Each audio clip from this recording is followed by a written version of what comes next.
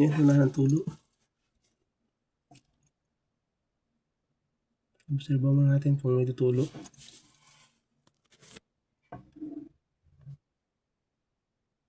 Ayan. Ayan, okay na. Wala na ng tulo. Ayan. Hindi na siya tumutulo. Hinigpitan lang natin yung hose.